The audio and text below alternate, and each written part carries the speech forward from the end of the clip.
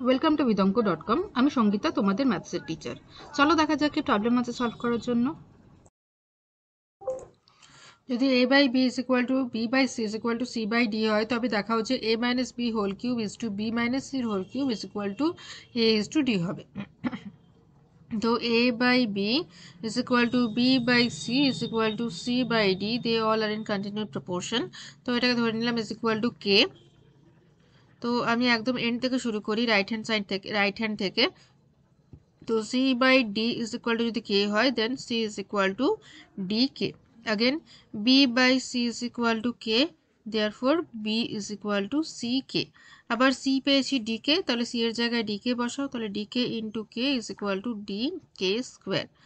ওকে, আবার a by b is equal to হচ্ছে k, therefore a is equal to bk আমরা কি পেয়েছি dk স্কয়ার, তো dk স্কয়ার বসিয়ে দাও, তাহলে dk square into k is equal to dk cube. Okay, তাহলে এই হলো আমাদের expression, c is equal to dk, b is equal to dk square, আর a is equal to dk cube. Fine. আচ্ছা, এবারে আমরা চলে যাই লেফট হ্যান্ড সাইড এবং রাইট হ্যান্ড সাইডে।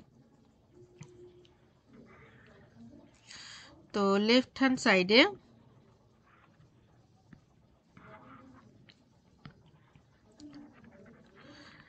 আমাদের কি আছে, a minus b whole cube is to b minus c এর হোল কিউব। তো এটাকে ফ্র্যাকশন আকারে আমরা লিখতে পারি a মাইনাস বি এর whole cube divided by b minus c এর হোল কিউব। এবারে a আমরা কি পেয়েছি, দেখো a পেয়েছি ডি কে কিউব, বসিয়ে দাও d k cube, minus b পেয়েছি ডি কে স্কোয়ার তার whole cube, divided by b পেয়েছি ডি কে স্কোয়ার, আর সি পেয়েছি ডি কে তার হোল কিউব। আচ্ছা, এবারে কিছু টার্ম কমন যাবে, উপরের থেকে আমরা ডি কে স্কোয়ার যদি কমন নিয়ে নিই, তাহলে পড়ে থাকছে শুধু কে মাইনাস ওয়ান। ওকে, পুরোটার হোল কিউব। আর নিচে যদি আমরা ডি কে কমন নিয়ে নিই, তাহলে থাকছে পড়ে কে মাইনাস ওয়ান, পুরোটার হোল কিউব। ওকে, এবারে দেখো কে মাইনাস ওয়ান ক্যান্সেল হয়ে যাচ্ছে, ডি ক্যান্সেল হয়ে যাচ্ছে, একটা কে ক্যান্সেল হয়ে যাচ্ছে, শুধু একটা কে পড়ে থাকছে, তাহলে কি পড়ে থাকছে অনলি কে কিউব। ঠিক আছে, তাহলে লেফট হ্যান্ড সাইডে আমাদের পড়ে থাকছে কে কিউব। এবারে চলে যাই রাইট হ্যান্ড সাইডে। রাইট হ্যান্ড সাইডে আছে A is to D, that means A by D.